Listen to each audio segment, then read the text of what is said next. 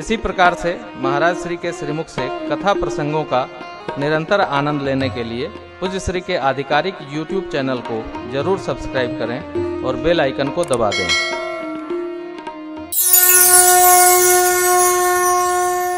पंक्ति देखिए, विश्वामित्र बाबा हेराई गए। सोने नृप गिरा प्रेम रस सारी हृदय हर्ष माला मुनि सुन नृप गिरा। महाराज की वाणी सुनकर, क्या वाणी? राम देत नहीं बने गोसाई। प्राण ले लीजिए महाराज, प्राण तो दे सकता हूं, राम नहीं दे सकता मैं। क्यों? मेरा मन इन्हीं में, मेरा प्राण इन्हीं में, मेरे सर्वस्व राम।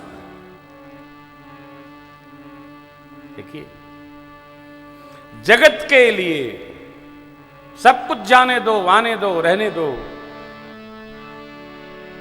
परंतु सो तुम्हार धन जीवन प्राणा, भूरि भाग को तुम ही समझा। जीवन धन, जीवन मूरी, क्या? अतो राम जी। चक्रवर्ती जी का राम प्रेम देखकर विश्वामित्र बाबा गदगद हो गए। हे हृदय हर्ष माना मुनि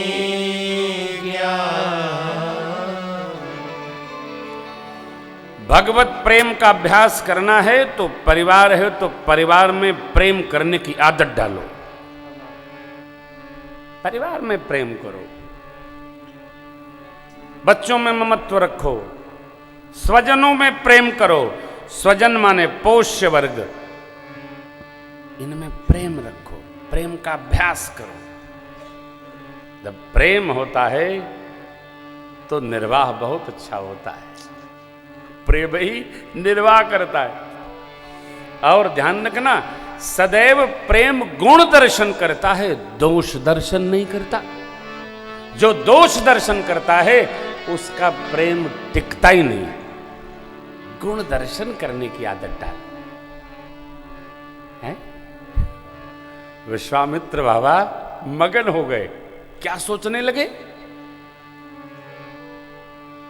हम ब्रह्मवेत्ता हैं, चक्रवर्ती जी सदगृहस्थ हैं, मेरे राम प्रेम से अधिक तो इनका राम प्रेम है। हे राजन, आप धन्य हैं, धन्य हैं, धन्य हैं। इसलिए हृदय हर्ष माना मुनि ज्ञान। इतना प्रेम करो, दूसरा देखे तो वो सीख जाए। ठीक है, प्रेम करो। मैं आपको नित्य आग्रह करता हूं, कथा सुन लो और लीला दर्शन अवश्य किया करो। काहे? देखो, कथा बुद्धि से, कर्णपुटों से आकर हृदय में स्थान बनाती है, लेकिन लीला दर्शन करते ही हृदय में स्थान बना लेती है। आप देखते हो, मैं बैठे 3 घंटा कितना आनंद में रहता हूं, और उस समय जो भी आता है ना, मुझे उलझन होती है। लीला दर्शन करो तो केवल लीला दर्शन करो, चुपचाप एकाग्र होकर। संसार तो 2 के बाद देखा जाएगा। ये उत्सव का आनंद लो, उत्सव उत्साह के साथ। उसमें आप डूबे उतराएंगे, वर्ष भर आनंद में रहेंगे, प्रतीक्षा करेंगे। अयोध्या निपट गया, अयोध्या पूर्ण हो गया, अयोध्या का उत्सव ऐसा। अब वृंदावन देखेंगे चल करके, वहां आनंद करेंगे, क्योंकि अगला उत्सव सुधाम वृंदावन में।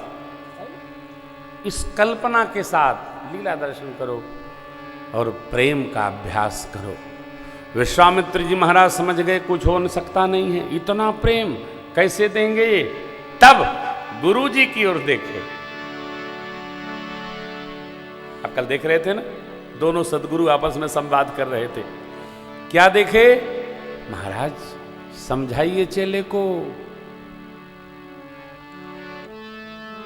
आपको सही बताऊं, समझाने से कोई समझता नहीं है, जब लाभ बताया जाता है तो सब समझ जाते हैं। ऐसे कौन समझता है? तो गुरु वशिष्ठ जी ने क्या समझाया? 3-4 प्रकार समझाया। हम मिथिला वाले अपना पगड़ी बांधे गुदे मतलब मुंह छठत रहते हैं, लेकिन वो समझाए क्या ये देखिए। राजन, गुरुकुल की शिक्षा हमने पूरी कर दी, अब राम जी को आयुध की दीक्षा चाहिए। वो विश्वामित्र जी के पास ही है, क्योंकि यज्ञ आदि कर्म के पहले आयुध की दीक्षा होगी। ध्यान रखिएगा, 4 वेद भगवान में 4 उपवेद हैं। यजुर्वेद का उपवेद धनुर्वेद है। तो यज्ञ प्रारंभ होगा तो आयुध की पहले दीक्षा दी जाएगी। वो अनिवार्य व्यवहार है। कभी आवश्यकता पड़ी तो राम जी को आयुध की शिक्षा अनिवार्य। हाँ महाराज, एक राजन, राम जी अब बड़े हो रहे हैं, इनकी कुंडली में एक योग है कि जब तक किसी ऋषि मुनि के साथ ये जामेंगे नहीं तो योग नहीं बनेगा। हाँ महाराज, देखिए कहां तो विप्र वचन नहीं कहे हुए विचारी, और महाराज धनुर्वेद की दीक्षा जब प्राप्त हो जाए तो अभ्यास करना होगा। अयोध्या जी में तो संभव नहीं, किसी को बुला के शिक्षण भी करा दें और वहाँ रहेंगे। तो ध्यान रखिएगा, वो जो लोग बंदूक रखते हैं बड़ी वाली छोटी वाली, तो वो यदि रखें और उसका प्रयोग न करें, कपड़ा लगा के उसको रगड़े नहीं, तो जब आवश्यकता पड़ेगी तो फुस हो जाएगी। इसलिए आयुध रखने वाले को उसको मांझते रहना पड़ता, बिना मतलब थुड़ुम थड़ाम करते रहना पड़ता है कि वो चल रही है कि नहीं पता चले। गुरुदेव भगवान ने कहा, राजन, धनुर्वेद की शिक्षा होने पर, दीक्षा होने पर उसका अभ्यास भी फायर रेंज चाहिए। वो विश्वामित्र जी ही समझाएंगे ना, वहीं बनाएंगे। अरे एक नहीं, पंक्ति कहती है, सुनिए मानस जी की। तब वशिष्ठ बहु विधि समझावा, नृप संदेह नासक पावा। नृप संदेह, महाराज का संदेह नष्ट हो गया। आगे की शब्दावली अद्भुत है। क्या अद्भुत है? गुरुदेव भगवान को मुझे बुलाना हो तो किसी गुरु भाई को भेजेंगे, जाइए प्रेम भूषण जी से कहे कि मैं याद कर रहा हूं, और मैं जैसे रहूंगा वैसे सुन के दौड़ पड़ूंगा। ये क्या है? सदगुरु पिता श्रेष्ठ भाई कभी आदर पूर्वक नहीं बुलाएंगे, कह देना मैं स्मरण कर रहा था, आ जाएंगे। आइए, यहां देखिए पंक्ति। अति आदर दो तनय बुलाए, हृदय लाई बहु भाते श्री चक्रवर्ती जी महाराज ने राम लक्ष्मण प्रभु को अति आदर पूर्वक बुलाया। क्यों? ये मेरे बच्चे अब बड़े हो गए। देखिए, संतान बड़ी हो जाए, कंधे के बराबर आ जाए, तो डांटना डपटना बंद कर दिया जाए। फिर मित्रवत व्यवहार किया जाए।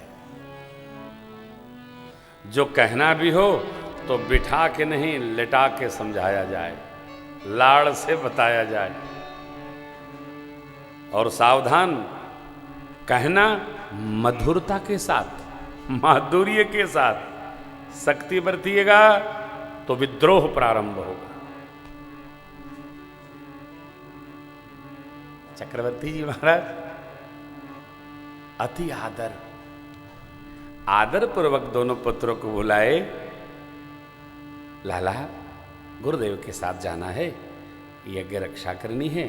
जिस प्रकार व्यवहार गुरुकुल में आपने संभाल के रखा उसी प्रकार करेंगे, और गुरुदेव भगवान ही वन में माता पिता, उस प्रकार समादर बना के रखेंगे। और विश्वामित्र जी से क्या कहते? मेरे प्राण नाथ सुत दो तुम मुनि पिता आन नहीं को। हे नाथ, ये दोनों बच्चे मेरे प्राण तत्व हैं। वन में आप ही इनके पिताजी हैं और माताजी भी हैं, अर्थात सर्वस्व आप हैं। ये पिता वन में, तुम मुनि पिता, क्या अर्थ है? देखो भैया, कह देना सरल है, कहने के बाद उस संबंध को निर्वाह करना बहुत कठिन है। कह देना सरल है। मेरी आप सभी से प्रार्थना है, यदि जिह्वा से निकल गया तो हृदय के स्तर पर उसका संहार हो, निर्वाह हो।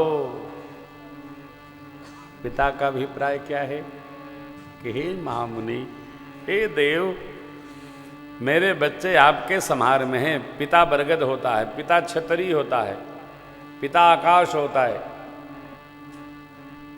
पिता संतान का सर्वस्व होता है। पिता का पितृत्व यही है कि उसकी छतरी में संतान अपनी यात्रा चलाती रहे, उसको अचिंत होना है। कौन? तो पिताजी है ना।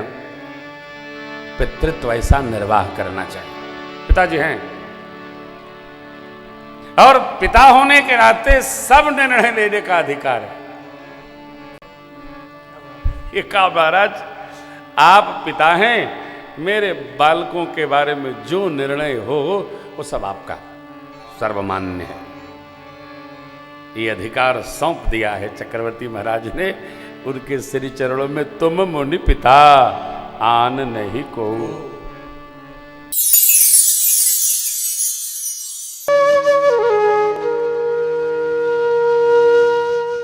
इसी तरह सुनते रहिए।